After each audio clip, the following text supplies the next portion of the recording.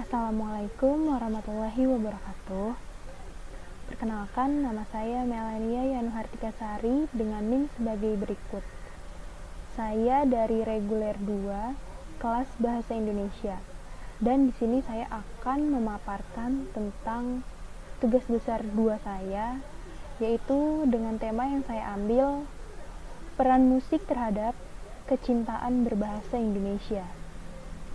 Nah, jadi yang pertama ada latar belakang, di mana menurut Kamus Besar Bahasa Indonesia, musik itu adalah ilmu atau seni menyusun nada atau suara dalam urutan, kombinasi, dan hubungan temporal untuk menghasilkan komposisi suara yang mempunyai kesatuan dan kesinambungan. Lalu, secara umum, musik itu adalah suara yang disusun sedemikian rupa sehingga mengandung irama, lagu, dan keharmonisan, terutama suara yang dihasilkan dari alat-alat yang dapat menghasilkan irama.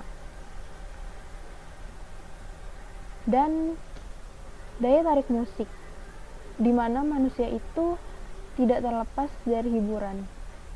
Nah, salah satunya nih adalah musik, di mana musik itu dibutuhkan oleh beberapa orang, bahkan dibutuhkan oleh banyak orang untuk merefresh pikiran mereka.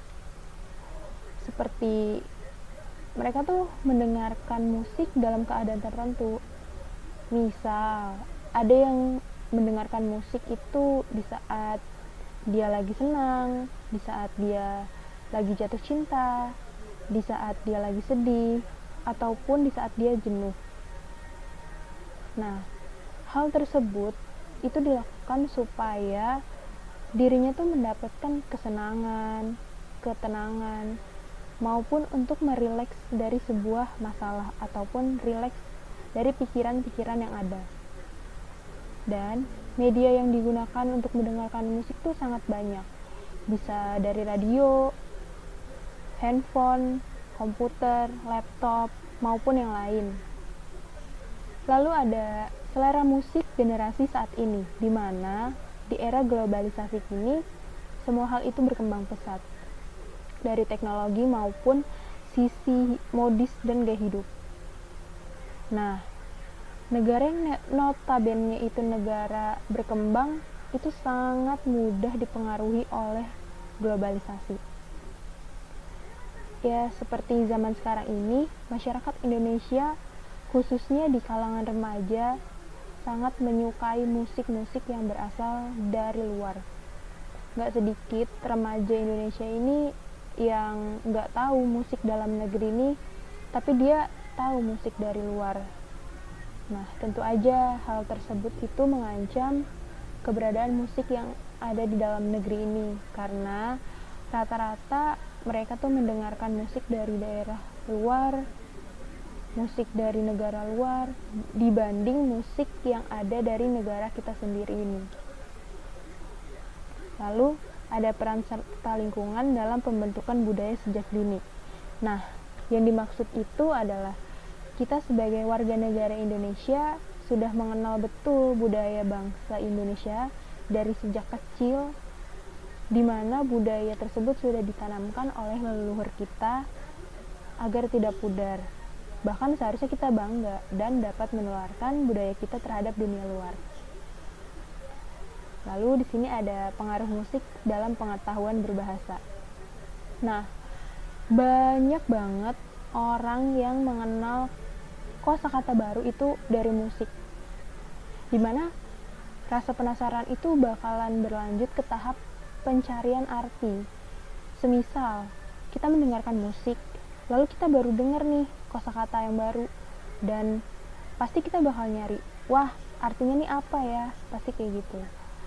Dan si musik ini tuh bisa jadi perantara untuk mengenal kosakata baru yang pernah belum didengar. Jadi itu yang namanya pengaruh musik dalam pengetahuan berbahasa. Lalu di sini saya dapat menyimpulkan dari yang sudah saya paparkan tadi, di mana pengaruh musik terhadap kecintaan dalam berbahasa itu cukup vital karena musik yang bisa kita dengarkan ini secara terus-menerus dan berulang itu akan menstimulasikan otak kita untuk mengaplikasikannya ke dalam kehidupan sehari-hari dan kehidupan nyata. Selain berpengaruh terhadap musik juga dapat mempengaruhi gaya hidup kita sehari-hari. Karena pada umumnya masyarakat kita nih mencontoh idola mereka sebagai suatu panutan dalam menjalani kegiatan sehari-hari.